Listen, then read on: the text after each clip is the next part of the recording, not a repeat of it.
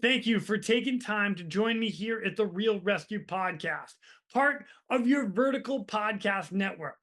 We are alongside the Vertical MRO Podcast, the Hangar Z Podcast, and the Helicopter Podcast. And we are always looking for guests to join us on these podcasts. So if you go to verticalhelicast.com, scroll all the way down to get in touch. Click that link, and we look forward to having you as a guest.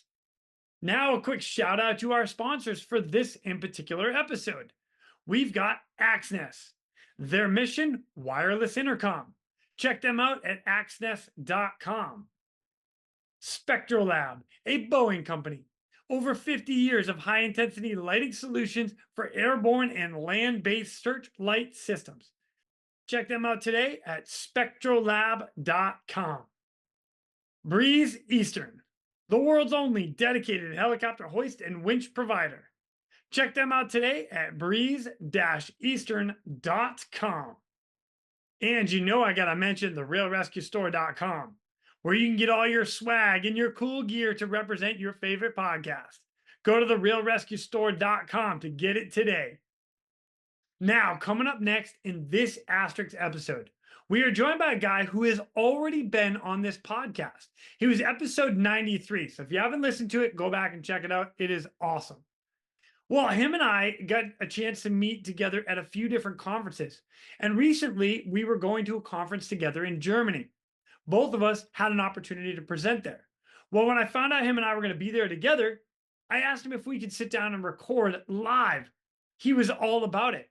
So as we went back and forth and decided, hey, what do we want to talk about? What do we want to record? He was like, man, let's record the presentation. So that's exactly what we did. So please welcome our next guest and his full presentation on team dynamics, Mr. Dave Weber. My name is Jason Quinn. I am United States Coast Guard Rescue Swimmer number 500. These are my rescues and rescues from those of us that put our lives on the line every day so others may live. This is the Real ResQ Podcast.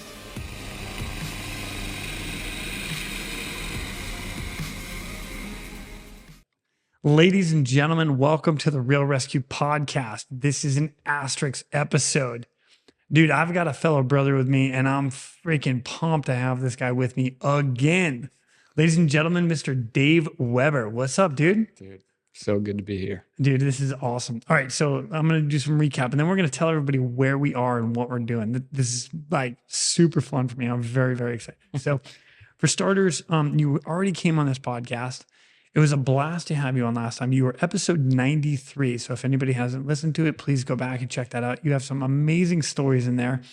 A recap of your very first rescue being an 8-hour hike out of some dude on a litter. Then you had some climbers on Denali fall, which made a massive incident for you.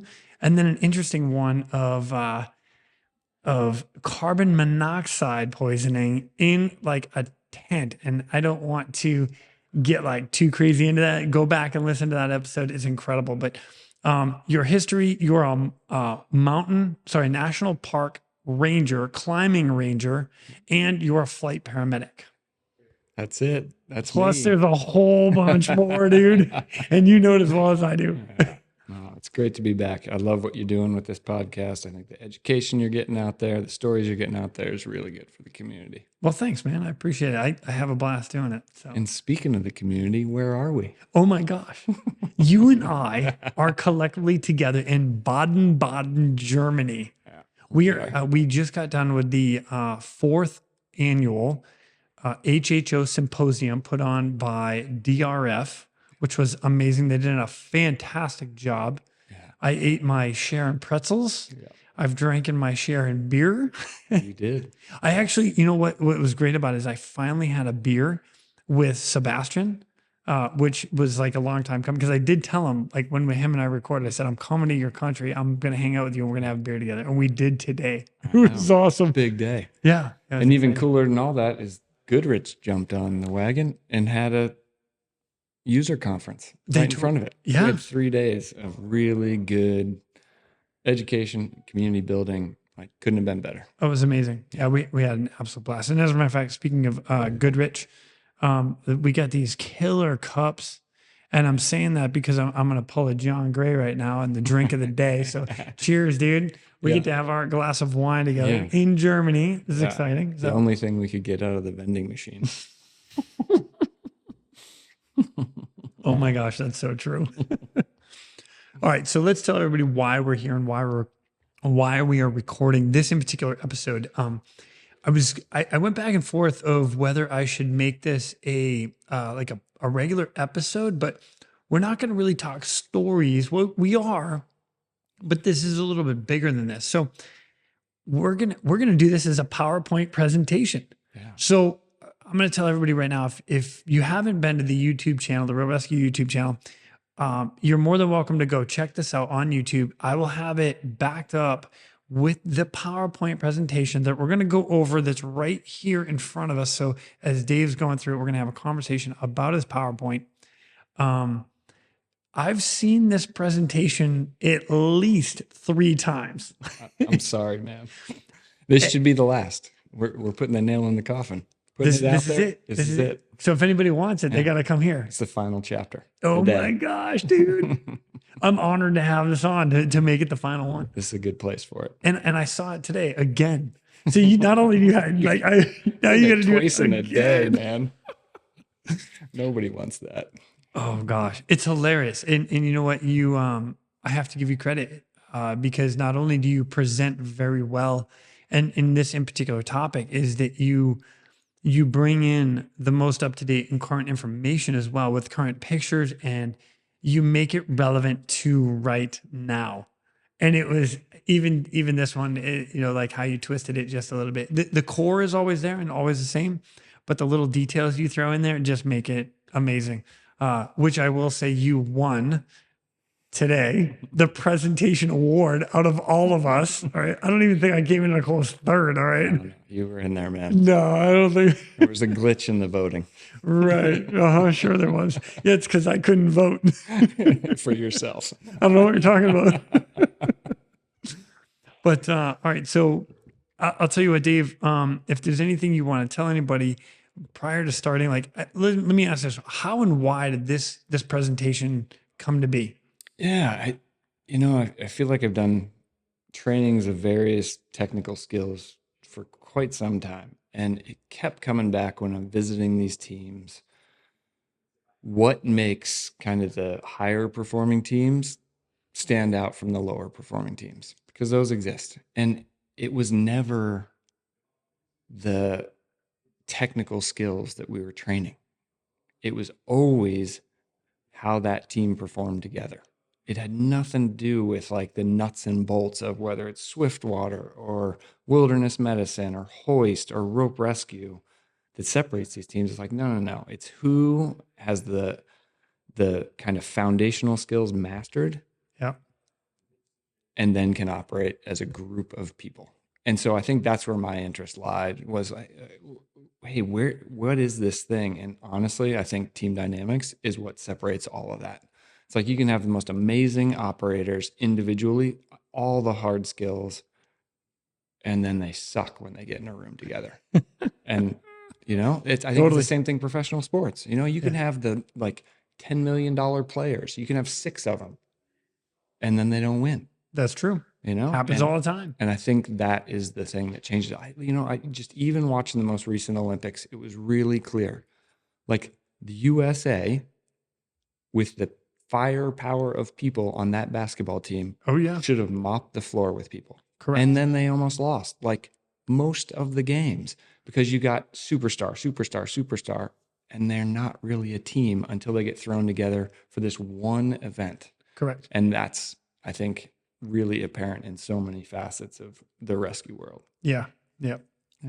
Dude, I dig it. Man. Well, I'll tell you what, without further ado, please, by all means. And this is going to be an interesting, so we're in the YouTube portion, I am going to have the actual presentation put up. So as you're talking, the presentation will be playing in the background. So if anybody, like I said, if you want to go check it out, just go find it on YouTube and it'll be there. The other part about this is we're going to tweak it just a little bit because this is going to be a little more than a presentation because you and I are going to have a conversation about some of the topics that you're going to bring up, and we're going to relate it to a few of the things that you and I see. So we're breaking new ground. Yeah, this is a brand new thing. Like I've never done this before. I know. This could be like the Autobahn or it could be a dumpster fire. We'll see in an hour. I'm okay if it's even right in the middle. I just Well, good. Yeah. Typically intro this whole talk about, in reality, this could just be called team dynamics. Doesn't matter. I've thrown hoist in front of there. I've thrown rescue in front of there. It doesn't really matter. It's just team dynamics, groups of people coming together. And this is what I said earlier. It's like so many times we as operators want the next thing, the next level. What's the advanced this before we've got the fundamentals in hand? And I think that is really one of the initial things that separates these teams is the teams and the people that have their like baselines nailed don't struggle. But the ones that are like, okay, yeah, I know that pretty well, and I want to go to the next thing and the next thing and the next thing. That's where we see folks that haven't mastered the fundamentals. But unfortunately, that's not what people want to hear. People want to hear, oh, no, what's the coolest new device or the new widget or the new technique? It's like, well, you don't have the basic technique down, so let's start there. I often break this talk up into these big 5 categories. We talk about why, and I hit on some of that earlier about like, why should we even be talking about this? Then the people that are involved, the team that's involved, what I call the devils, the things that just rip this whole thing apart. And then lastly, the rules, like what's the path forward? Because that's important. I don't want to ever leave a conversation without being like, oh no, here's what you need to progress. So first, the why, and honestly, some of this conversation came from my work in Alaska and working with this team of PJs, which is parajumpers or pararescue men. And this branch happens to train with us in the mountains a lot. We do operations together. They come on the mountain. We do trainings together. And we were really interested, like, how are you guys training? What are you doing? And one of them was like, we're about 50-50 in how we split our time. I was like, well, what do you split your time between? And they said this. One of them was like, yeah, half the time we're doing hard skills, half the time we're doing soft skills. I was like, tell me more. Yeah. What is that? Hard skills is the clipping carabiners and the tying of knots and the hooking into a hoist cable. That is hard skills. That is like just tactile, easy stuff. Then you've got the soft skills. And this is often the one that people don't want to talk about. They're like, wait, what do you mean? And that's just working well together as a team. That is just as important. So they're like, yeah, we spend half the time doing the hard skills and half the time working on how to be a team and how to be a good member of that team. And we were like, their mindset and things like that, things that often we don't want to talk about. We're like, no, let's just talk about carabiners. Yeah, because how many times do you get into a situation where your teammate, you're like, I don't want to work with this guy or girl. And it's like, yeah, they actually, there's more cumbersome side. Oh, yeah. And oh man, I'm sorry.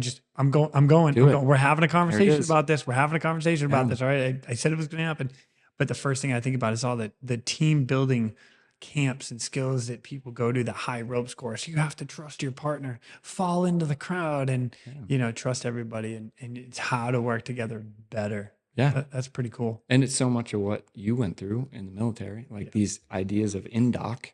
Like, those orientations are purposeful. It's like, hey, we're going to take this group of people from all corners of this country, all corners of this globe, and make them a team.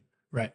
And that's it. I know some people struggle with this hard and soft skill stuff. So I often joke that, fine, if those are two like woo-woo of words, we can say technical and non-technical skills. That's what we're talking about, you know? And I will always argue this. It's those non-technical things. It's the soft skills. That's the hard stuff.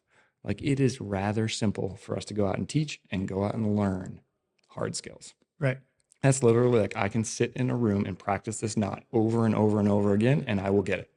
I don't get to sit in that same room and be like, how do I be a better person? A better teammate? Like, how do I work better with Jason next time? Yeah. Like, that's hard. One of the other things that you actually talk about with this one in particular, and I'm going to dial this in, is it's easier for people or for you to give instruction to somebody when it's a thing that they have to work on. Oh yeah. Right. So if I tell you, hey man, I need you to open this carabiner with one hand, That's all you have to do. It's a tri-lock carabiner. You need to be able to open it with one hand. Yeah. And I can right, you're doing it wrong. Let me show you.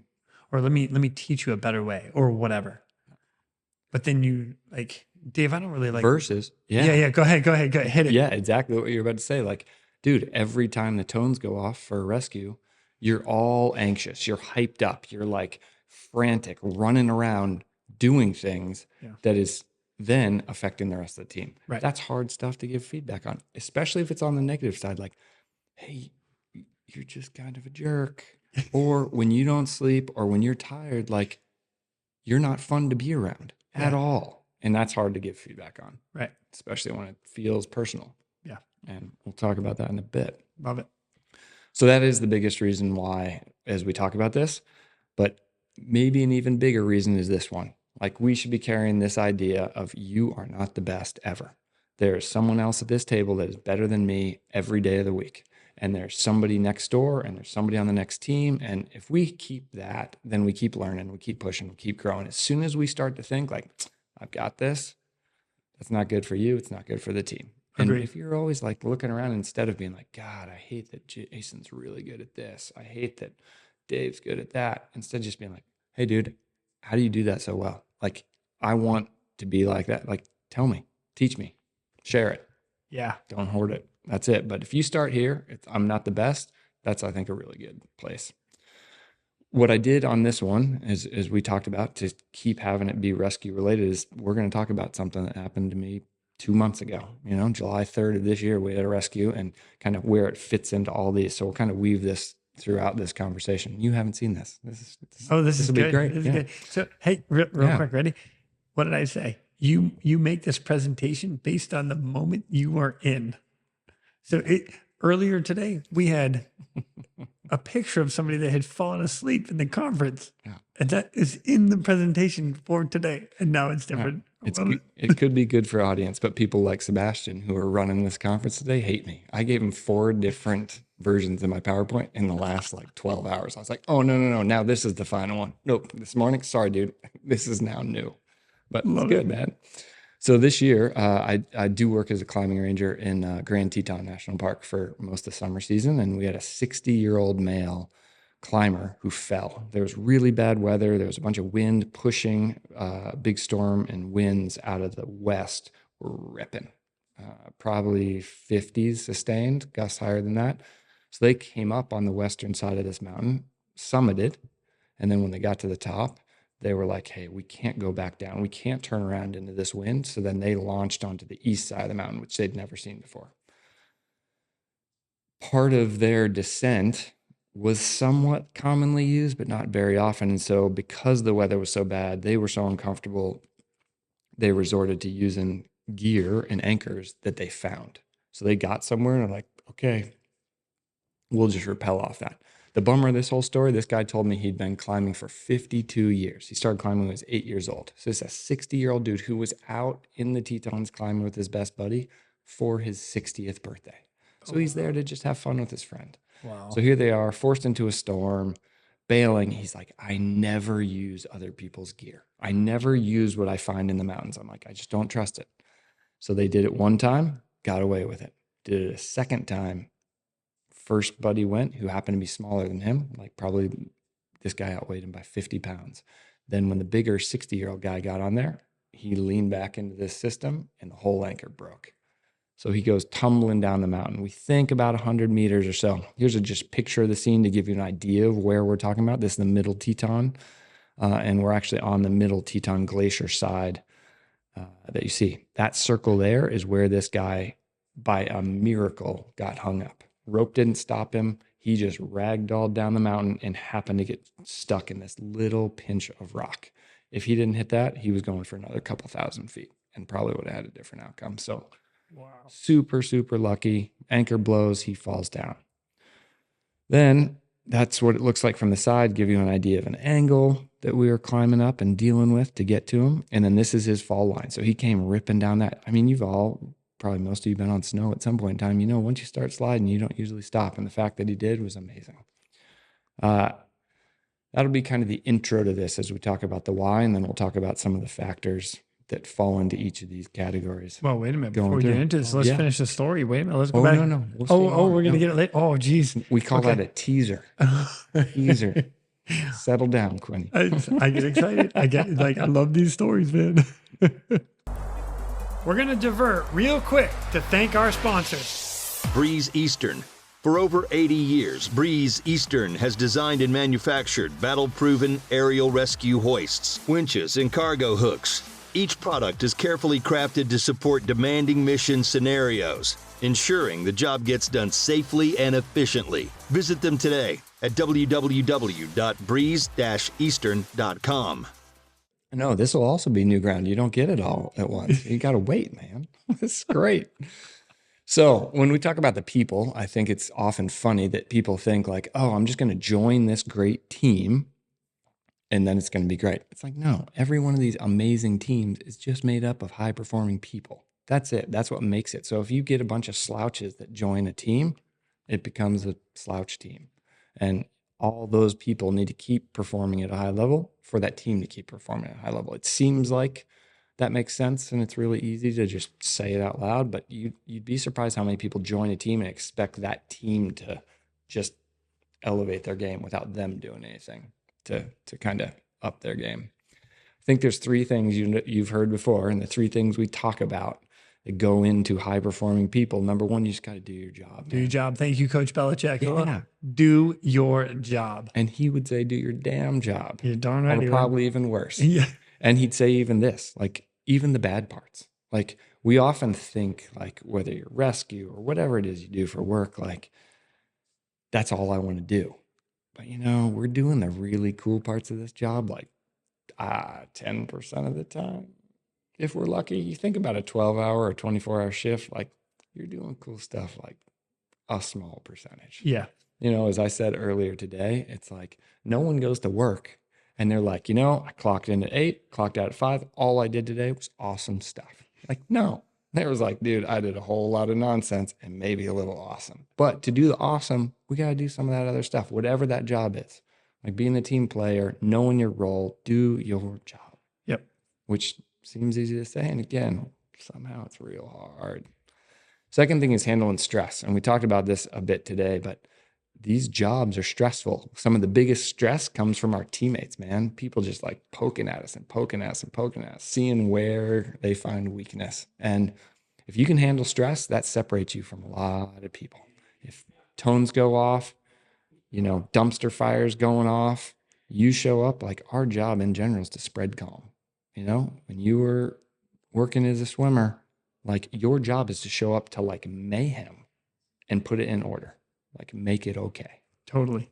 And stress can be good. Stress can be bad. On this chart, you can see like there is an optimal level. Like stress can help us perform really well, but stress can throw us to the wolves too. Like if we let it go too far or let it take advantage of us, we don't perform well.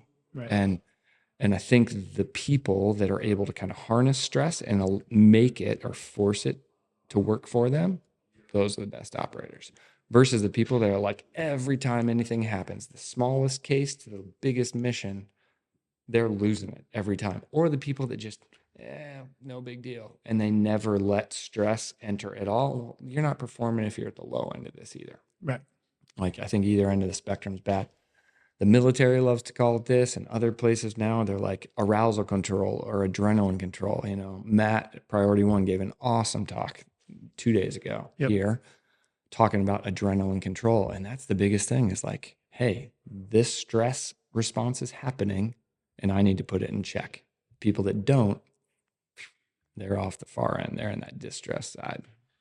Well, go ahead. This is it, man. Yeah, do it. I mean, people are like arousal control, whatever. It sounds like another kind of like woo-woo idea. And it's like, if the military's doing it, or if you just add a couple military terms and it sounds cool. And I'm like, okay, I can get behind this then. Like, yeah, tactical pause, combat mindset, battle breathing, whatever you got to call it. But you just got to get your parameters back into normal so you can function. Right. However you do that. If that's a catchphrase you've got, I've seen somebody who like will just push on their wrist. Those like stress bands that people put on their wrist to help them fly? Yeah. Like whatever you got to do. You can have your little little center. You're like, okay, whatever I do to just get my head back in the game. It can be the initial panic of like, oh God, we got a big call coming in.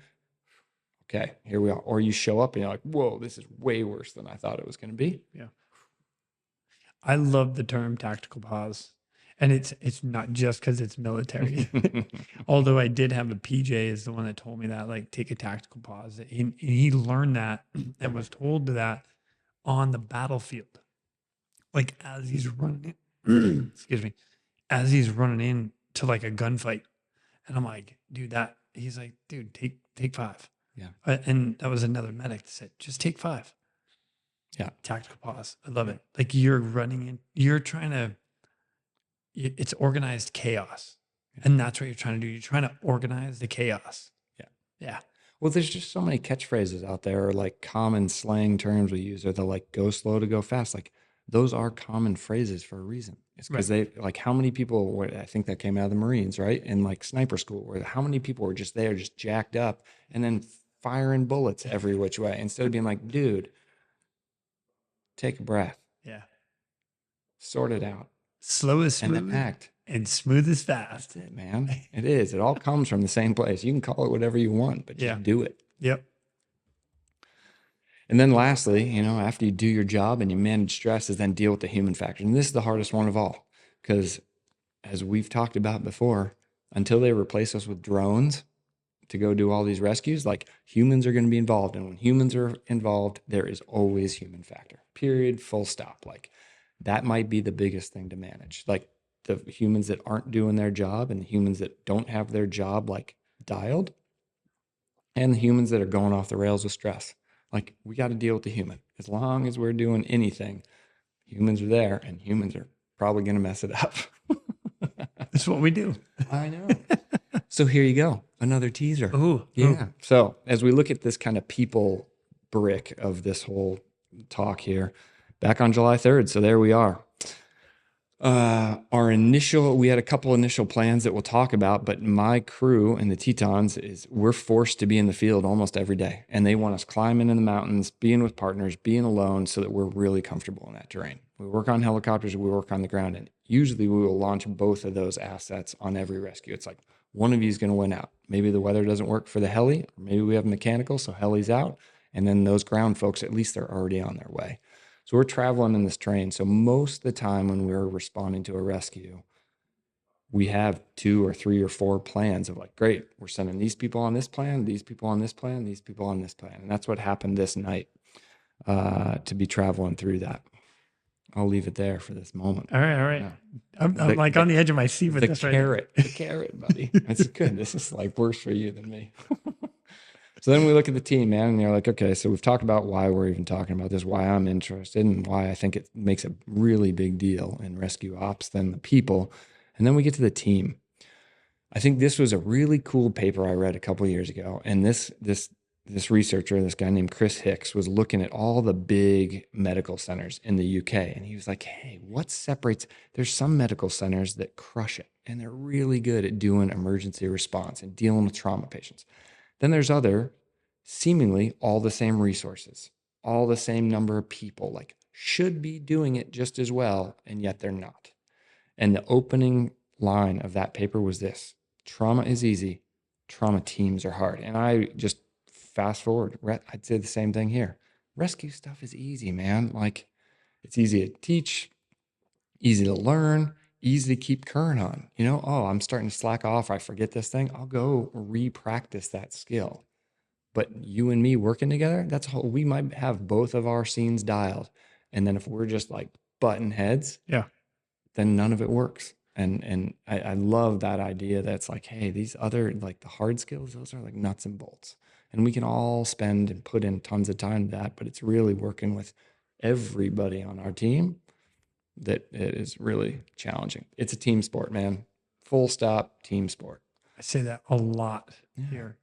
And I think for a long time, we talked about this week here, that there used to be so much emphasis on the pilot. And then we kind of switched and we're like so much emphasis on a hoist operator.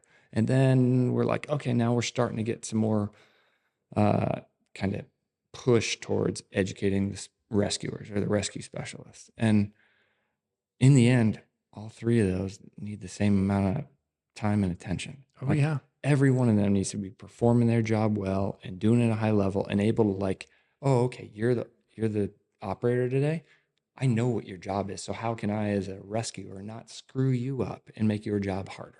Yep. Every single time. But in the bigger picture, it goes back to everybody. The people that don't feel like maybe they're tip of the spear, the dispatchers taking the call, the mechanics turning their wrenches, the PR people that are just getting people to call us because they're like, hey, you should call our team. They're really skilled. Like all of that comes into this team sport idea. And to think one person or a couple people can do it alone is just make believe.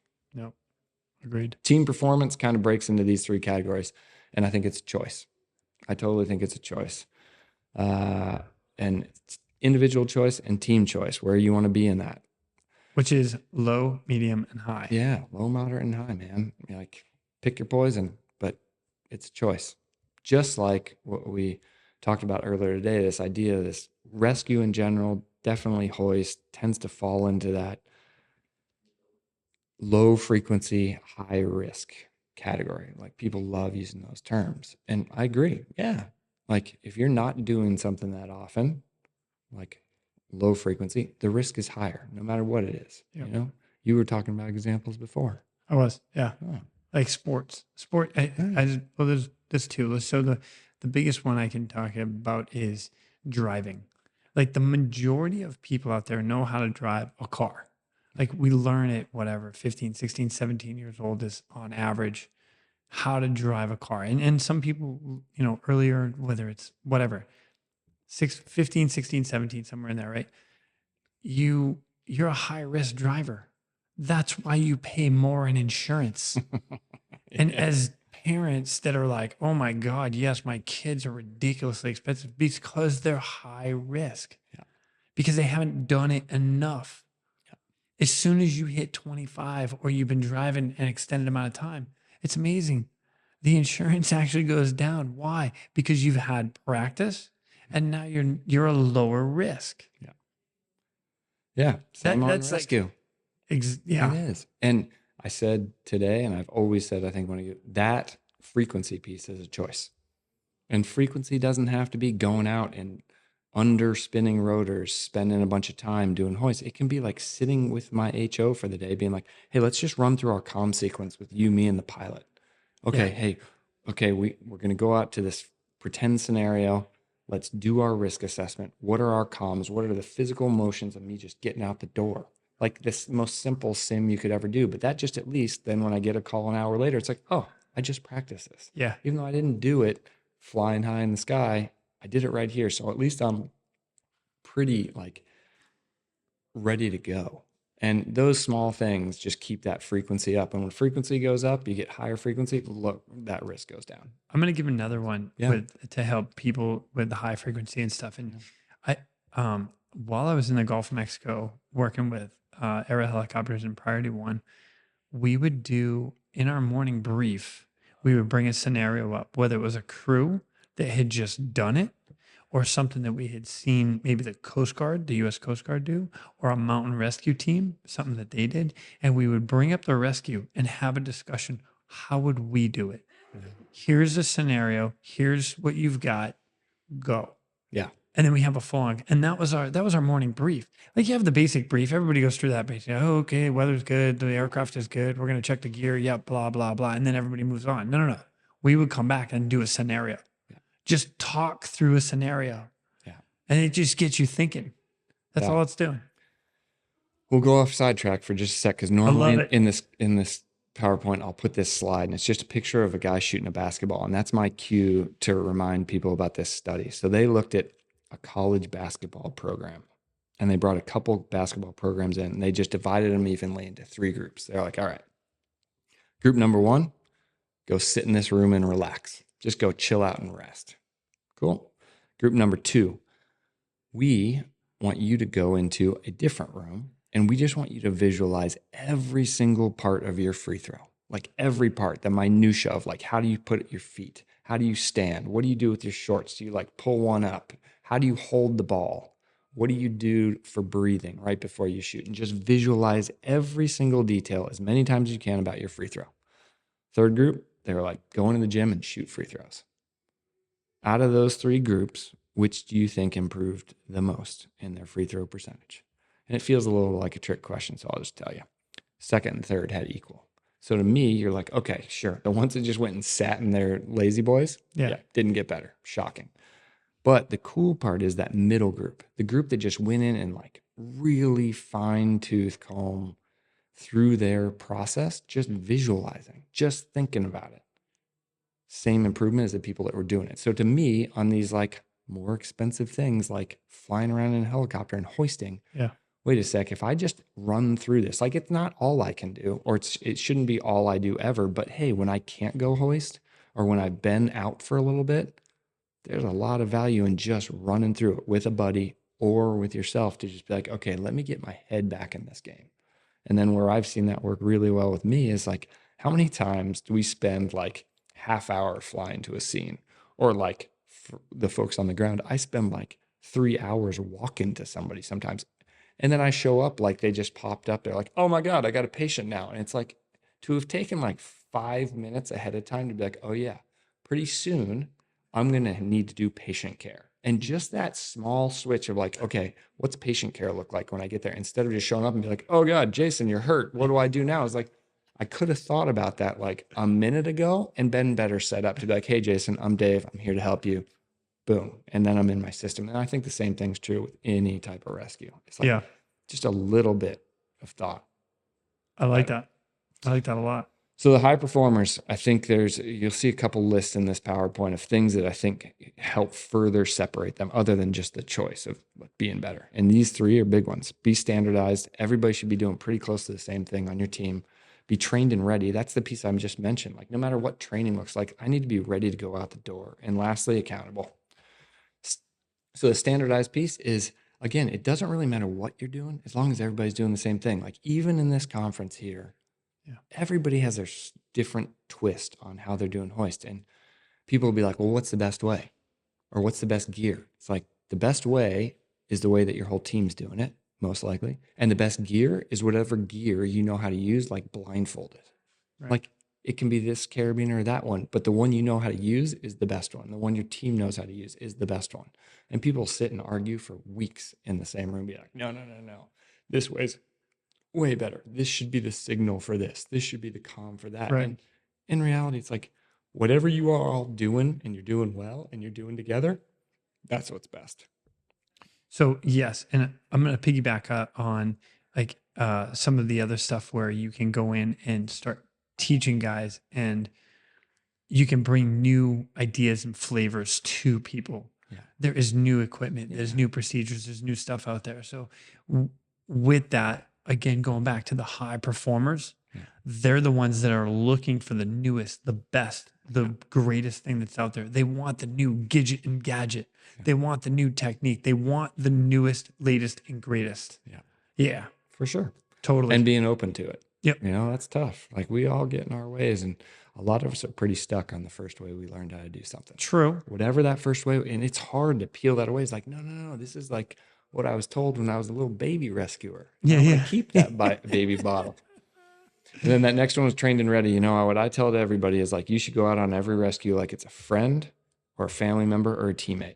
And if we do that, we're probably doing pretty well for our people. If we go out and you be like, oh, this person again, or this frequent flyer, or this idiot did something stupid, we're going to perform pretty bad for that person. And instead just be like, hey, this is my buddy Quinn. This is my buddy Dave. This is my family member. Like, how would you act in that scenario? And try and do that every time. I know it's not possible all the time, but strive.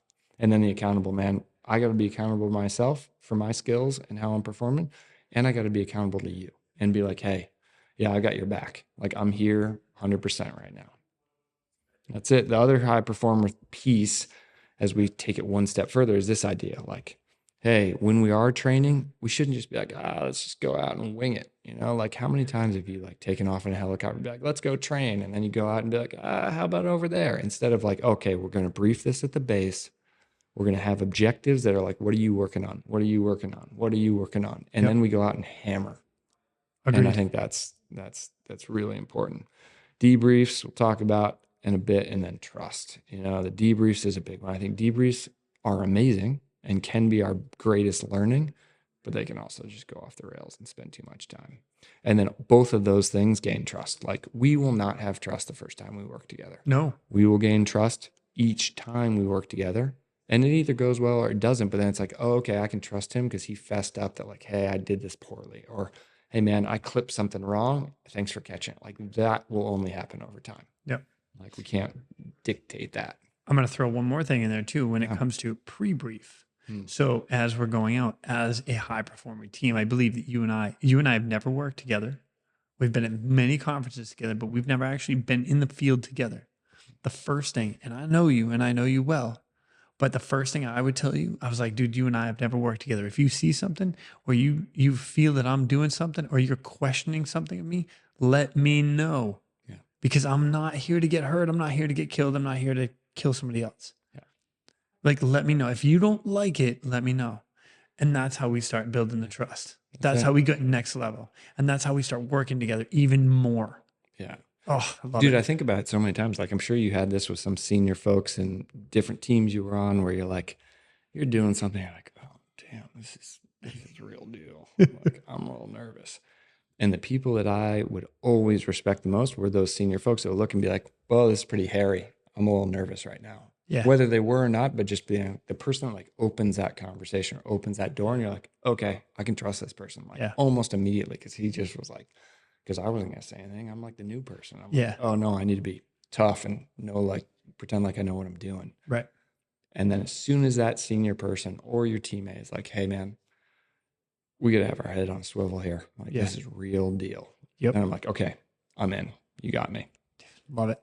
The feedback one's the one that I know we've talked about a bunch. And this is, so if I've got a soapbox, this is it, man. Feedback. I just feel like I have done it really poorly, and I've watched it done pretty poorly. And I think there's so much that can be taken out of this if we do it right. And I think it can be much more simple than it is. Like, our attention spans are short. So if you're given feedback for a really long time, or you're giving somebody just this laundry list, that's really hard. Yep. You know, you said it terrifically yesterday in your talk where you're like, you give people three things max. You got three things to work on. That's it. High grade. What are the top three? Sure, we got all this small stuff we can get to later. But right now you got three big things we need to work on. And the format I like when I'm dealing with a person or a team is just, hey, what can I do better? What can you do better? And then what can we do better? Like, that's it. Boom. Yeah. I don't think there's a ton of need, and we don't get much out of like the positive feedback. That's usually just feel good stuff. And if we had a really bad call or somebody had a really bad one, sometimes that stuff is like, hey man, this person needs a little win here. Like, hey dude, Jason, here's the stuff you did really well today. Yeah. But we got to work on these things. But hey, let's focus on what you did do well that you didn't know how to do a little bit ago. Right. But in general, we need the constructive stuff. And that's that correcting of three. Yeah. And I do that a lot with coaching. Like, I coach CrossFit, and when you have somebody comes in, and I'm going to give just kind of something random, like a clean and jerk is lifting a weight on a barbell off the ground, catching it at the front rack position at the shoulders, and then pushing it overhead. There's a lot of movements there. You know what it starts with? A deadlift. Pick the weight up off the ground. That's what it starts with. Like, no matter how you twist a snatch or a clean, a front squat, or like a squat clean, like, you start with a deadlift movement. Number one. Yeah. Correct that first. Then go into 5, 6, 7, 8, 9, 10. Yeah. And that win you're talking about right there, dude, that first movement was perfect. Keep that going. Let's get to number 2. Yeah. I love it. And we all need that, you know? Absolutely. And it's like, but so many of us, I feel like, are scared away or scared out of being involved in any type of debrief because we've seen them go so bad, or because they take forever, or they're focused on all the wrong things. And I think this list is pretty close to what we need. And if no one wants to talk to you, and your team isn't really supporting that, you can always answer this question. I guarantee you there's never been a single rescue you've been on or a single rescue I've been on that I didn't come back with a longer list, way more than 3. Oh, yeah. But you can at least do that. Be like, okay, my team's not into it. whatever, what can I do better on that one? Make the list and be like, okay, I'm going to work on these couple things, and do the same thing for you. Like, don't make the full page list. Give yourself 3. What are the 3 worst things, or the 3 things that would help you the most improve? Nail them. Totally. And then come back, and you can do that alone. You don't need a group. I actually do that quite often. When I come back from flying, one of the things that I personally do is I ask everybody, is there anything I could have done better from the flight? And my critique to myself, even today, is I talk too much and I talk too fast. And I try to slow down, but if I don't have somebody in the aircraft that says, hey, dude, slow down. Oh, man, I'm sorry. Yeah. Like, it's actually hard for me to pick up, and I know it. That's the worst part about it. It's like, what can I do better? I can slow down my talking, but I still don't do it. Yeah. Because I need somebody else there to be like, hey, bro, slow down. Yeah. That's all I need. Yeah. Yeah. So that's a self-pick on mine. But still, man, the way you approach that is probably the best way to get it started. It's like, oh, well, Jason just asked for feedback, and then I gave him some, and then, oh, what about me? Like, it does. It just opens the door of like, okay, man, well, yeah, then what can I be working on? What can I get better at? Yeah. I'm like, that's the deal. Yeah. I think this is another good slant on that, where I think there's a lot of kind of hope and getting away with stuff, like, unfortunately, like, we don't always know that we're getting away with stuff until it goes real bad. We're like, yeah, we did that. It went well. Well, we talk about this in the avalanche world a lot, where you go out and you ski and it does an avalanche, nobody gets hurt, and you get back. And then it's a really good one at the car, rescue, avalanche, whatever the scene is, where you're like, okay, you and I, can we say honestly, did we make good calls today? Or do we feel like we were just kind of winging it and we got away with it? Right. And I think that's a really good gut check too, of like, okay, yeah, are we doing the right thing out there? Or are we just like relying on a bunch of hope? Because hope doesn't do anything. No, it doesn't. And then to kind of round out the soapbox is this one. Like, we've got a hearing problem. And I think you've talked about this before, is when people give us feedback, we have a really hard time differentiating these two things. And usually we lead to one versus the other. When you give me some feedback, my innate reaction is often, whoa, you just said something to me that I need to work on. And I hear that as, you suck. Like, Dave, you suck.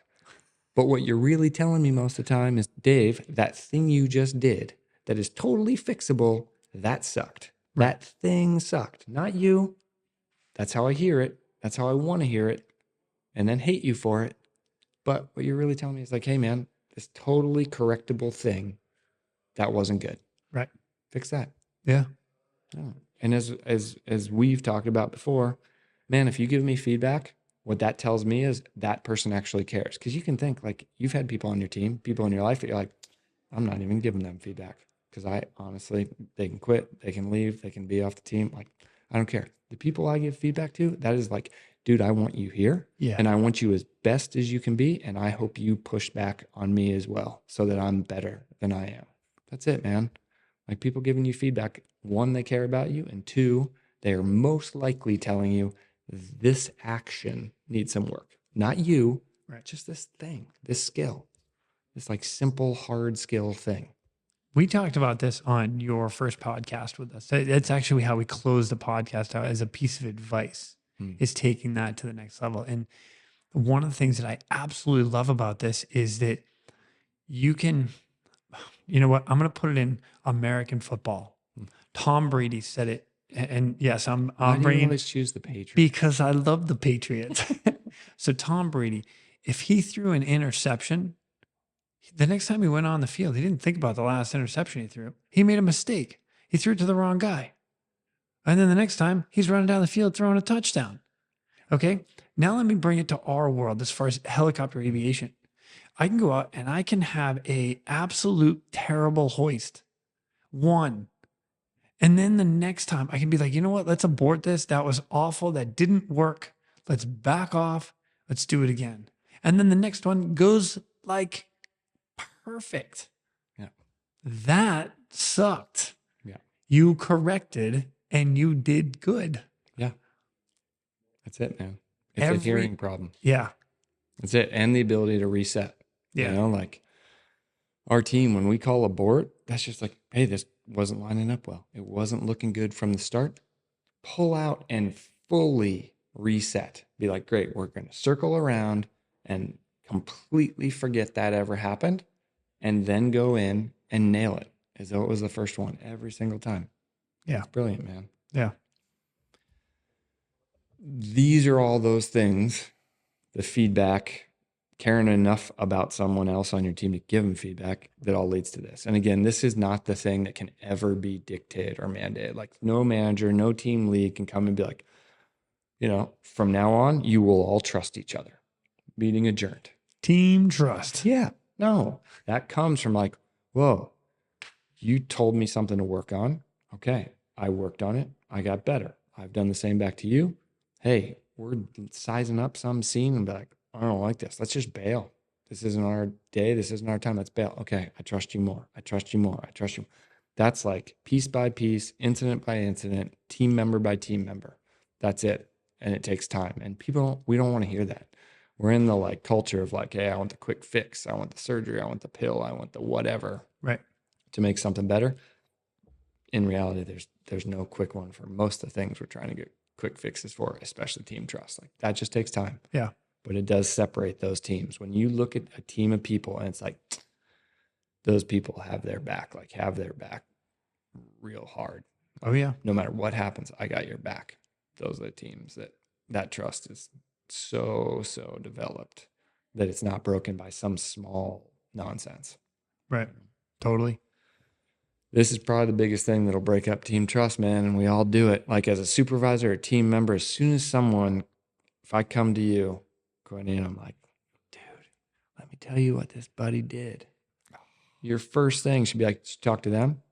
Like, sure, it's fun to gossip. It's fun to do all that stuff. We feel like camaraderie, like, yeah, let's like push this person away. It's like, as soon as you, as a leader, teammate, supervisor, whatever, can just be like, did you talk to them?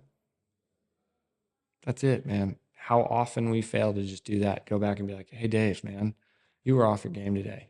You're super scattered. You were dropping stuff in the like bay before we even got in the helicopter. Like, dude, you got to get your stuff together, whatever that is, to fix it. Like, just go talk to the person. Yeah.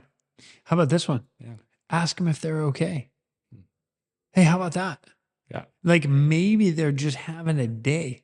Maybe they just found out some terrible information and they're just pissed off. Ask them, dude, you all right, man? Yeah. Start it with that. Yeah. Yeah. And how you start it is like, hey, how you doing? Yeah. What's going on? Instead of what's the matter with you? Yeah. Like, same question. Same question. What is wrong with you? My wife says that to me all the time. Yeah, I'm not sure what that means, but they're allowed. I think that came in the vows. But I think it is, man. Like the different tone of that, just being like, are you okay? Like, how are you doing? Versus what's the matter with you today? Yeah. Like you're going to get a totally different response. Instead of like, hey man, I'm asking you because I want you to be okay. You got my back. Like, you're my 6. Like, I need your help today. That's it. Yeah.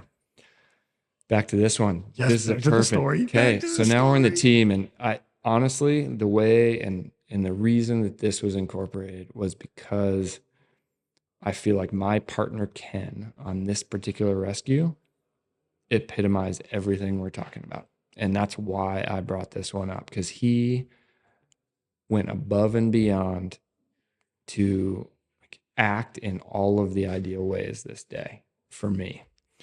So as I mentioned before, we usually go in with a handful of plans. The plan this day, that picture that you saw of the big mountain face, like I took that. I was on the initial recon. The first plan was Ken and I. We're going to go in. We're going to recon the scene, land close by, rig for short haul, which we do there. Rig a long line of rope, like 150 feet long. He and I were going to then get inserted to the scene, manage this patient, fly out. As soon as we were flying in, we were just getting hammered by winds. And the pilot was like, I can't even hold a hover for you to get a picture. Like, I can't even get closer than the picture you saw to then send that back to the team to just give them a little scene size up. So we're like, okay, short haul's out. So thankfully at the time we were like, we got 2 other plans already there. So then that plan was where we were going to land to rig for short haul was immediately like, Ken, Dave, you get out and you're climbing to the scene. So we took one ridge to get up there, which is essentially a rock climbing ridge. Then the next two teams, essentially, we're going to climb a different route if that one didn't work. So Ken and I were looking up at this peak at this point in time. Here's a little picture of, or no, this is even a movie. Look at that, modern technology. That's me and Ken climbing up. So from that vantage, you're like, okay, that's like dry rock. Sure, there's snow and ice there in some places, but we got around the corner and this storm had just completely encased this place in ice. So Ken and I were in there like, oh, this is real deal. Like, this is way more than we bargained for. This is the middle of July. It should be like warm, sunny, dry rock. And it wasn't. So we're in there in full mountain boots. We go around the corner and immediately we make the call to the other two teams. Hey, glacier route. Like, do not come this way. This is way longer, way more taxing climbing than we had anticipated. So then again, plan 3 now is enacted. We're going to keep going this way. We're just going to be slow because we're like climbing through ice and snow that we didn't anticipate. As we're climbing up, it's getting harder and harder and harder. And we're like, sure, we got ropes, we got all this stuff. But the most amazing thing about working with Ken that day, the number of times we just stopped and be like, you still good? Yep, I'm good. You good? Like, this is different than we thought it was going to be. We had the gear to deal with it, but it's like, wait, this can be way slower. We might have to get out axes. We might have to get out ropes. Normally, we're just scampering through this terrain with like approach shoes on, just like running shoes. And today we're like, now we got boots on. Okay, that's different. Now it's really icy. That's different. Hey man, you still okay? You still okay? We checked in probably 5 or 6 times on this way up. And it was amazing. I was like, yeah, we're good. You're good. We kept moving, just slow, but moving. At some point in this whole climb up there, I pull off like a microwave size rock. Like, I watch Ken climb up this thing. He puts both his hands on this rock, pulls up over it. I'm 5 feet behind him. Do the same thing. When I pull on it, whole thing pulls. Like, I could have gotten chopped that day. Pretty easy. So I just sat there. I was like, whew. Somehow caught my balance. I'm here. We're not roped. We're not together. Big rock.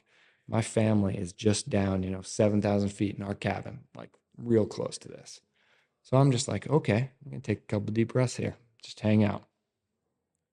I knew, because we got good group dynamics, Ken's a great teammate. Me just sitting there is going to result in Ken will be back here real soon. 30 seconds later, maybe 60 seconds, Ken's back right over top of me. Hey, what's going on? I was like, man, I just pulled that whole block off. He's like, okay, what do you need? I was like, you know what? Just give me a rope. Like, throw me down something to hold on to, because now rock's gone. I got nothing to hold on to. And like, literally the greatest example of that team dynamics that we've been talking about so far, he's embodying, like, through and through. Hey, what do you need right now? I'm like, normally, yeah, sure, we're moving around this terrain super easy. Normally, this is like a run-of-the-mill hoist, run-of-the-mill rescue. Today, I am now off my game. Like, I'm spooked a little bit. I just like watched this rock fall into oblivion, thousands of feet below me. Could have easily been me with it. And I'm just like, what do I want right now? What do I need right now? And he's asking those questions. So that I don't even have to say it. And I'm like, man, I get chills even telling that story and thinking about how he responded.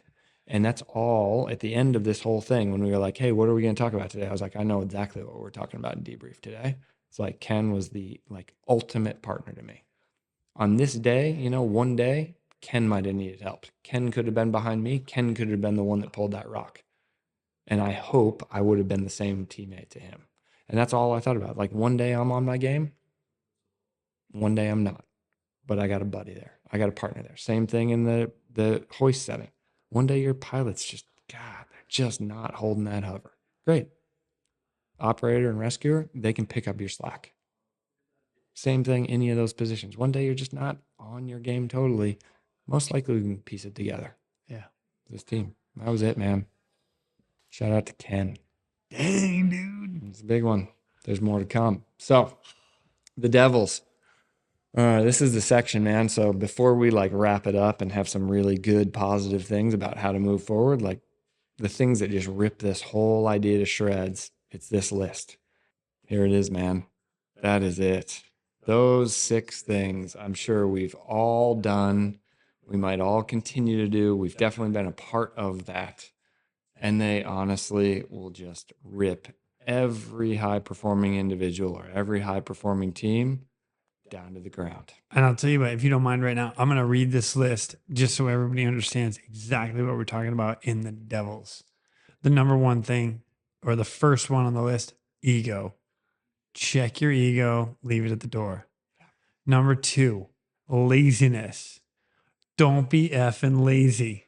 That's like rule number 1 in the like Real ResQ like podcast rules. I'm just saying. All right. Number 3, negativity. Man, don't bring your negative stuff around me, dude. I got enough negativity in my world. Keep it. No, I don't want it. I don't want it. I like that. Number 3, blame. Man, that's a good one. Like, it's easy to blame somebody else for your mistakes. Like, don't do that. Own it. You told me a story about a debrief. Oh, yeah. We're going to get into that in a minute as well. Number 5, agendas. The hidden agenda. What's really going on behind the scenes? What are you really trying to do? All right. And number 6, silos. Man, Yeah. that's good. That's a good list. Like, that's the devil's. That's the stuff that's going to get you in trouble and in trouble quickly. Yeah. Yeah, right on. And every single one of them could be a talk in itself. Like, Totally. these are huge topics, and unfortunately, sometimes these feel like the default, like you get in a group and it's like complaint, negativity. Like, that's where we gravitate often. Right. Instead of just like, oh, whoa, why don't we just go get better? Go practice, go focus on the positive things, the good things. And the worst, I think, out of all these is that ego. The ego, it is the devil. Yeah. Man, as Jocko says, Jocko calls the ego the first liar. It is the thing that will try to convince you at all times, in all scenarios, that you are right. Yeah. You're doing the right thing. Even if you have royally screwed the pooch, Yep. it will do that. And I think that's probably the one that scares me the most, that I struggle with the most, that probably most of us do, because we think that we're like arguing for what's right. And in reality, most of the time we're just arguing for what our ego is telling us to keep us in the right. And it's not right at all. Yeah, totally. Yeah. I'll tell you what, man. I like looking at this list right here. I can tell you that I've done every single one of these, and not on purpose either. That's the worst part about it. Is like, man, that's terrible. Like, I know that I was in the wrong with every single one of these. You know what? I'm going to throw this out. Is that I'm going to challenge everybody that's listening to this podcast right now. Put yourself in those shoes. How many times have you been that person where your ego's gotten in the way? You've been lazy. You've been negative. You've put blame on somebody else. You've got an agenda, or the silos. Yeah. Like you stick to your group. Oh, yeah. It's so easy to stick to the group, even in small. Like, it's like, you got the RSs versus the HOs, or the flight medics versus nurses versus the pilots. And in reality, it's like, it does nobody any good, but it feels comfortable. Yeah. It's like, oh, these are my people. Yeah. This is my little safe place. Oh, we would never do that. Right. These people are so bad at this. It's like, well, unfortunately, I need the HO. Yeah. I need that pilot to be on my team. I don't actually need the other swimmers on my team. Right. Like, we don't go out and rescue with multiple swimmers usually. Right, no. You're like, there's one of each of those. Yeah. And this is the stuff I jokingly often say. It's like, you graduate middle school, high school, whatever, and you're like, oh, those people won't be at the next station in life. And there they are in college, or there they are in your first job. And unfortunately, they're going to be at your retirement, and they're going to be at your funeral. Like, those personality types, some people just let that stuff win. Yeah. And they're going to be that way forever. And Yep. like, I think as soon as you see that happening, that should be the impetus for you to pull the eject cord and be like, okay, I'm out. Yeah, right, totally.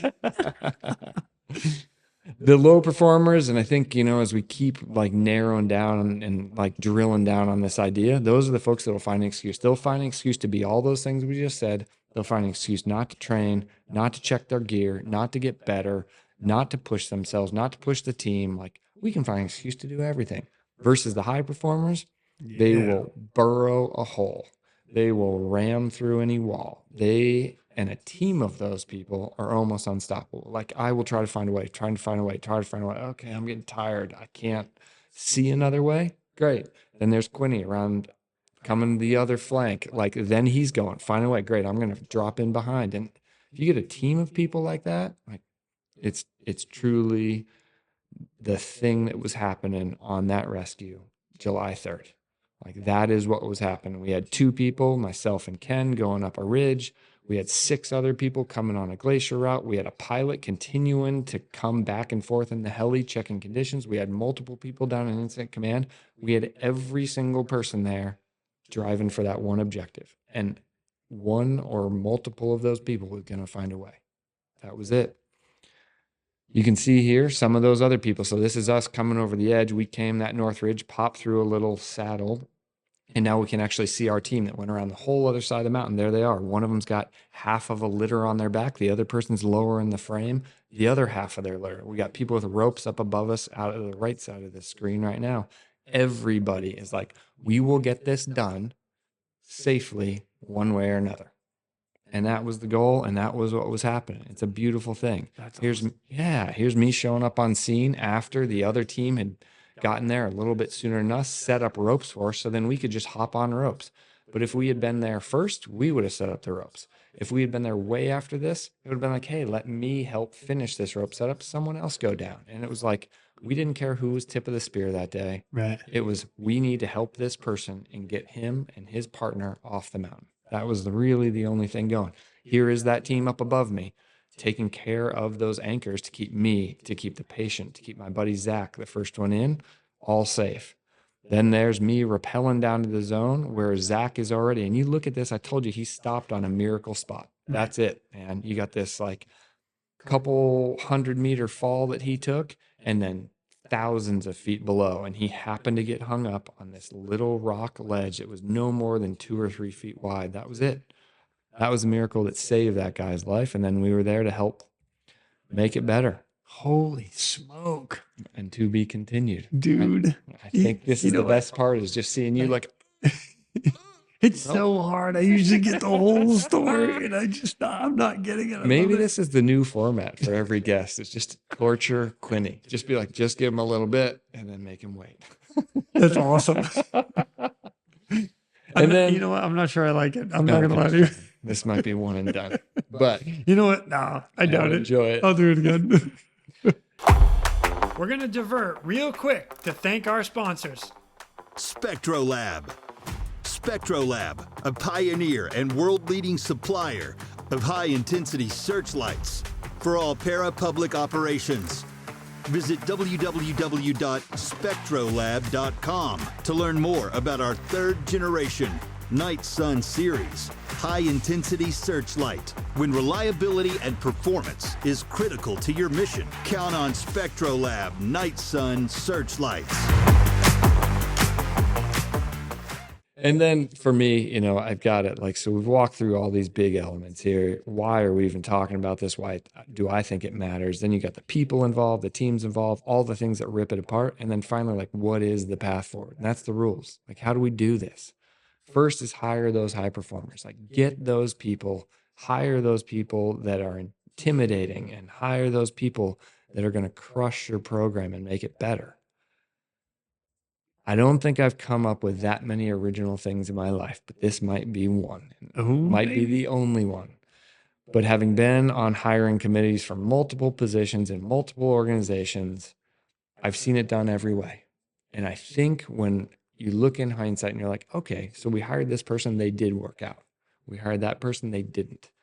These 4 characteristics are always in the list of the people who make it, the people who are good on their team, who are a great hire, that make the place better, versus the people that may have a great resume. They might look awesome on paper. They might look great on some pedigree or the teams they were on ahead of coming to your team, but they just don't work out. These people, it's this list that I think is actually the game changer. It's the thing that we should be hiring off of, and yet we don't. And I'm going to read this list right now because it's 4 things. 4 things that stand out. Number 1, you're looking for somebody that's committed to doing the job and doing what the task is in the company, in the team, in whatever it is you're hiring that position for. You want them committed.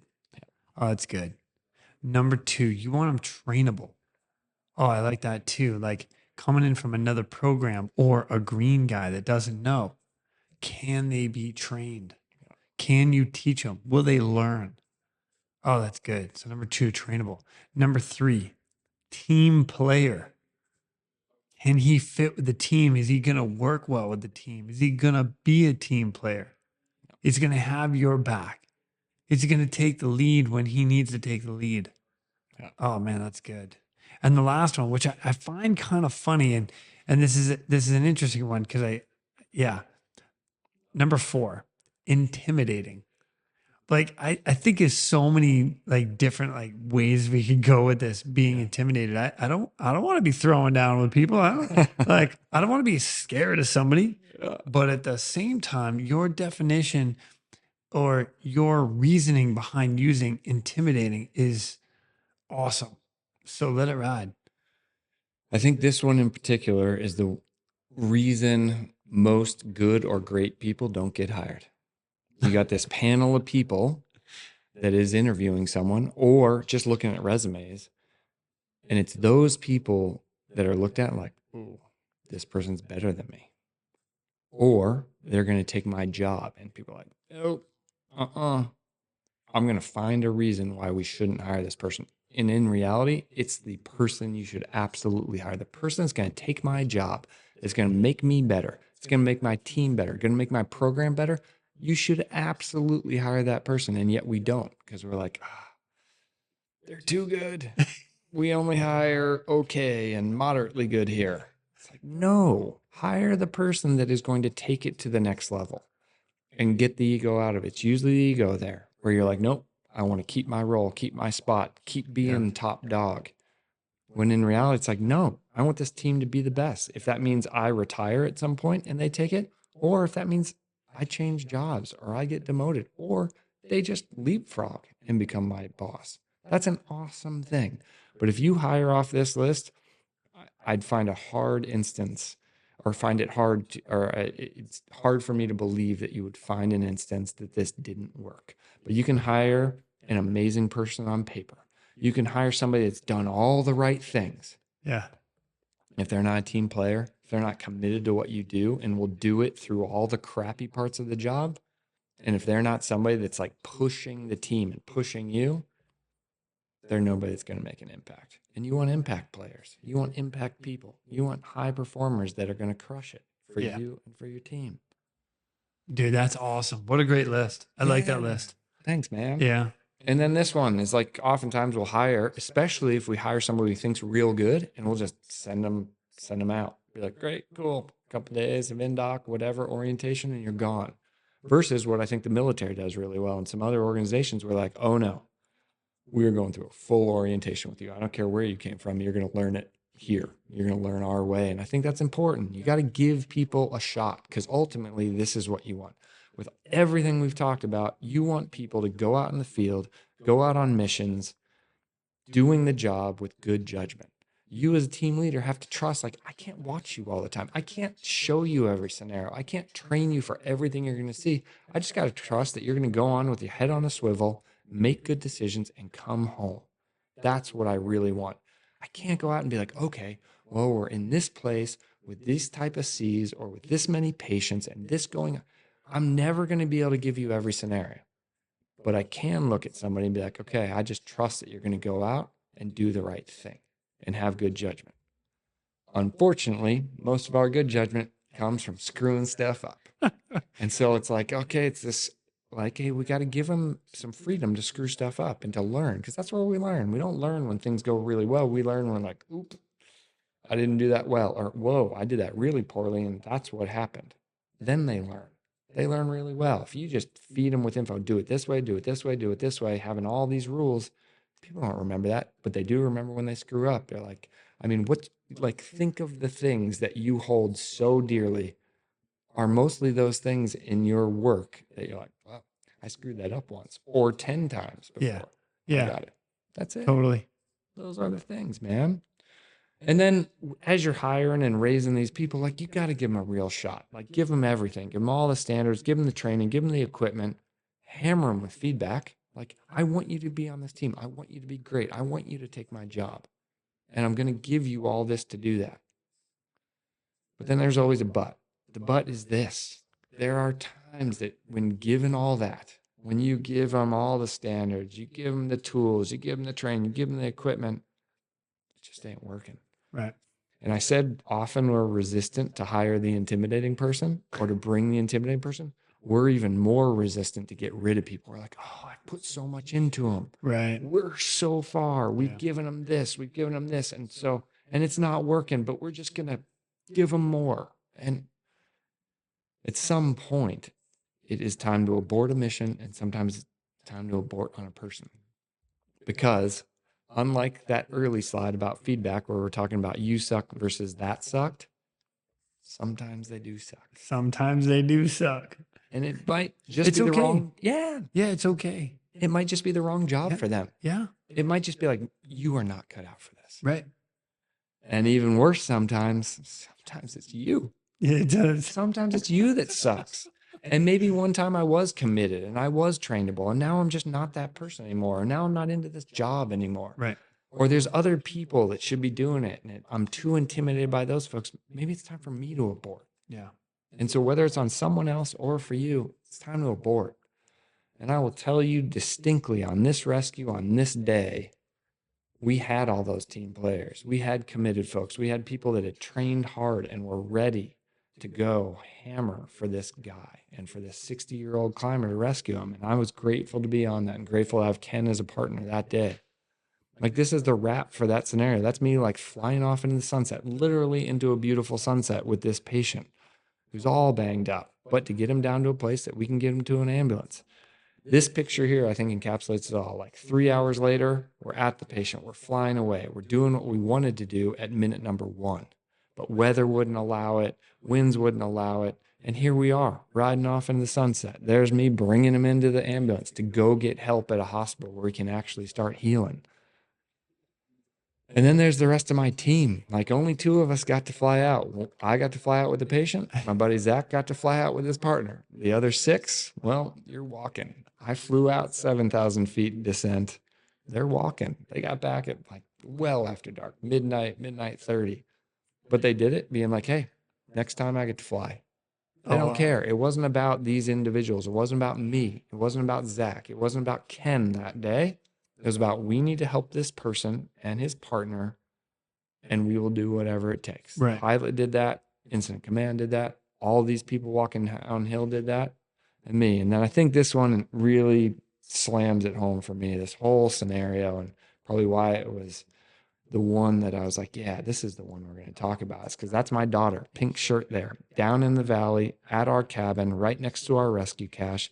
That's the helicopter landing. I just got off the line 150 feet below that thing. Now I have a patient I'm putting in the ambulance, and there's my kid loving it. My kid is looking at that and loving life. The loud chaos, like helicopter flying. And the coolest part is me, the only reason I got home that night and came home to that little girl and my wife is because of my team. That's I pulled a awesome. block off that could have killed me. We were traveling in terrain that I could have fallen, Ken could have fallen. Without that team dynamic, without Ken and I working well together and him literally taking care of me Yeah. after that big rock fall and be like, what do you need, buddy, to keep going or to bail? I might not have made it home that night, but I did. And that should be the goal. That's first. It wasn't about getting that guy to the hospital. It was like doing whatever we need to get our whole team home. And if that patient comes with us, that's gravy. That's awesome. We're going to divert real quick to thank our sponsors. Axnis. The Axnis P&G wireless ICS system delivers cutting-edge wireless ICS technology to any aircraft as a fully integrated system or as a carry-on, carry-off mobile base station. The P&G wireless system is the right solution for any mission. And then I think, yeah, it's a bummer maybe to you and to the listeners, we've said before, if we had had to do this whole talk in a minute, it'd be like, great, you get 2 slides, Quinny. That's all we're doing. These 2 slides. I've had a wonderful privilege of being on and working with incredible teams. One of these teams we got to work with in Alaska. They'd come up and pre-deployment, get spooled up in mountain travel and rigging and things like that. And we got to work with them. They had a credo that has literally driven my professional life and my personal life in reality since I heard it. And it is this. Oh, Right this is there. good. This is Those good. 5 things, man. I'll tell you what, I'm gonna read these right now because this is legit. So the first one is number 1, own your shit. Can I get an amen? Dude. That's like Jocko every day. Yeah. Yeah. Own, like, extreme ownership. Yeah. Own your shit. That's awesome. Yeah. All right. Number 2, kill your ego. Leave the ego at the door. It's one of the devil points. It is. Get rid of it. Man, that's awesome. Number 3, simple. Oh my gosh. Keep it simple. The KISS method. Just keep it simple. That's good. Number 4, focus. Stay focused. Don't get sidetracked. Don't get like diverted over to X, Y, and Z. Dude, stay focused. Stay on task. Stay focused. Do your job. Oh my gosh, I'm loving this. And the last one, number 5, team. Be a team. Be a team player. Be part of the team. Be willing to put yourself in there and do the work. Oh my gosh, what a great list. Own your shit. Kill your ego. Simple. Focus. Team. Get some. Dude, let's go save lives, man. I'm ready. I am so grateful for the operator that brought this into my life because it does. It drive personal life, professional life, every day since I got it. I was like, okay, if I am this person, if I'm those 5 things, I'm doing it right. Yeah. Like if you are that thing that is described there, you're doing it. You know, I've learned so much from so many people about all of these, but the one that really sticks with me is owning your shit and team. Those 2, like my wife was trained in medical profession and they own their shit. They own other people's shit. They own everybody's shit, even on days they're not in the hospital. And I've watched that and I'm like, wow, that is amazing. Whether you were involved or not, you're like, yep, that's on me. That's on me. It's on me, team. That's on me, coach. And that's such a good starting point. Like, yep, here's how I contributed to this, or here's how I caused this every single time. It's amazing to watch and it's amazing to do and just be like, yep, I did that. I'm sorry. It won't happen again. Done. And then team. You got a team that buys into these things. You got a team around you. Then you get what happened to me on July 3rd. Like you got a team. It's like anything could happen that night and it would have been okay. Like you got my back. I had his back. Didn't matter who was on their game that day, whether it was me, whether it was Ken. I'm going to have a bad day. He's going to have a bad day, but he's got somebody swooping right in behind him. That's beautiful, man. That's it. That's amazing. What a great list, man. I appreciate you bringing that to us. Yeah. It's awesome. Look at that. End of slideshow. Oh, dude. I'll tell you what, Dave, this story is, or this presentation is amazing. I know you said this is going to be the last time that you're going to present this. Probably not. But you know what? If it is, I appreciate you doing it here with me. There are a couple things that I want to recap on this that I absolutely love. And one of them is that keep it simple. Dude, you do not need to make this overcomplicated. Keep it simple. And I actually relate that to anybody that does medicine. I don't care what level you're at. You could be a first responder. You could be somebody in the school system that all you know is CPR. That's all you know. Okay. Or all the way up to the doctor and everybody in between, paramedics, nurses, whatever, your FPCs, et cetera, right? What's the first thing we do? We come back to the basics: airway, breathing, circulation. Yeah. Keep it simple. Go back to the basics. Dude, it's brilliant. Brilliant. The other 2 that I want to really touch on is like making excuses. Like I've been that guy before and I've seen that guy before. So it's both. And I like to more put it on me than anybody else. I don't like to put it on anybody else, and especially in this podcast, because it's not fair to them. They're not here to defend, so I put it on me. Dude, I have made excuses and put it on other people. That's not cool. Yeah. That's not right. Own it. Own your stuff, man.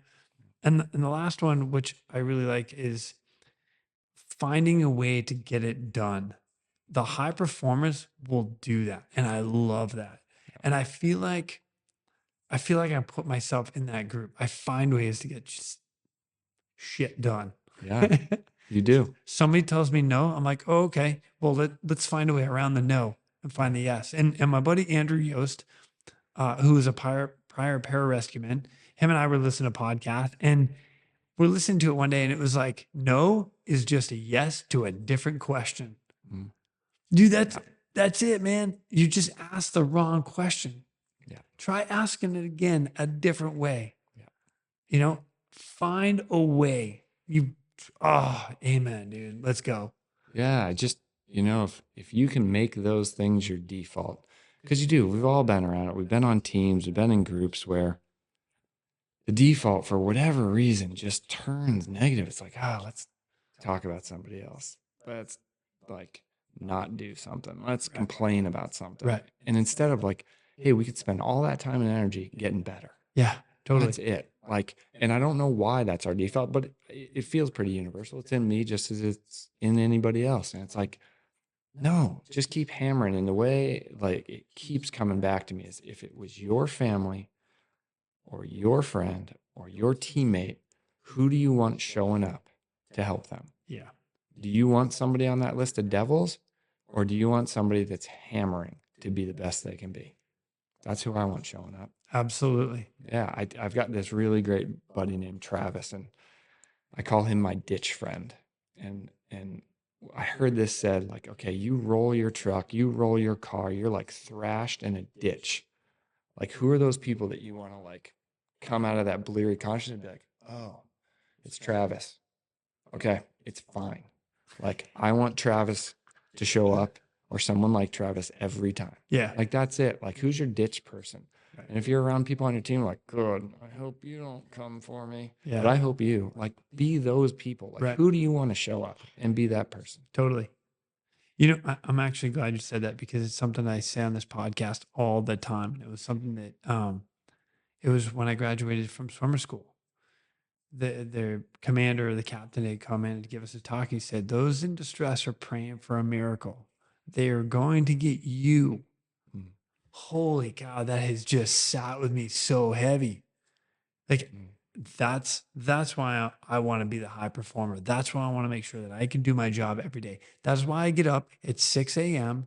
or 5 a.m. and I go do sprints. Yeah. That's what I do. Yeah. You know what? Shout out to Roy, who joined me this morning at 6 a.m. to go do sprints. Yeah. I didn't want to do it. No. It's not about that. Man, if everybody could do it. Oh, no. If it was easy, everybody would do it. Yeah, it's easy to do here on a microphone. Be like, yeah, that's who I am every day, every minute. Nope. You got to work. You got to fight for it. You're damn right. But it's for those people. Dude, awesome. Buddy. Dave, this has been absolutely incredible. Thank you so much for joining me and sharing this presentation with not just me, not just people that come to the conferences, but to the world. This has been awesome. Dude, thanks for having me. Dude, no doubt. I love what you're doing. Hey, thank you. And we're going to do this again, even further. I love it. For sure. Awesome. Take And with that, ladies and gentlemen, we are out of here. Go. Now it's time for me to pull chocks and take off. But before I go, I'm always looking for the memorable rescues that people have done. If you have one that you're willing to share, or know somebody who has a story, please feel free to reach out to me. I'd love to highlight it here at the Real ResQ. For everybody that is standing by for that SAR alarm, remember, those in distress are praying for a miracle. They are going to get you. So until next time, fly safe and swim hard. Thank you for joining me today here at the Real ResQ Podcast, powered by Vertical Helicast. We'd also like to say thank you to our sponsors for this episode. ASTNIS. The ASTNIS PNG wireless ICS system delivers cutting-edge wireless ICS technology to any aircraft. As a fully integrated system, or as a carry-on, carry-off mobile base station, the PNG wireless system is the right solution for any mission. Breeze Eastern. For over 80 years, Breeze Eastern has designed and manufactured battle-proven aerial rescue hoists, winches, and cargo hooks. Each product is carefully crafted to support demanding mission scenarios, ensuring the job gets done safely and efficiently. Visit them today at www.breeze-eastern.com. And SpectroLab. SpectroLab, a pioneer and world-leading supplier of high-intensity searchlights for all para-public operations. Visit www.spectrolab.com to learn more about our third-generation Night Sun series high-intensity searchlight. When reliability and performance is critical to your mission, count on SpectroLab Night Sun searchlights. all right, Rotoblade. So today is your gotcha day. I didn't even know there was such thing as a gotcha day until this lovely lady right here. Of course there's a gotcha day. And of course he has his little bow tie on to celebrate. You see his little bow tie? It's adorable. So instead of celebrating his birthday, because we don't actually know what it is, we're celebrating the gotcha day. And what better way to do it than with a steak? Got him a steak. I don't know if he's ever had a steak before. I don't know. This could be a 1st. So our boy Rotoblade gets to have a steak on his gotcha day. He's so spoiled. I don't actually know how much steak to give him. But he gets it. It's his gotcha day. All right, sit. Sit. Stay. Stay. All right. Here. Sit. Sit. Paw. Paw. Paw. Rotor. Paw. There we go. Good boy. Are you ready? Happy gotcha day. Go. Happy gotcha day, Rotoblade. Yes.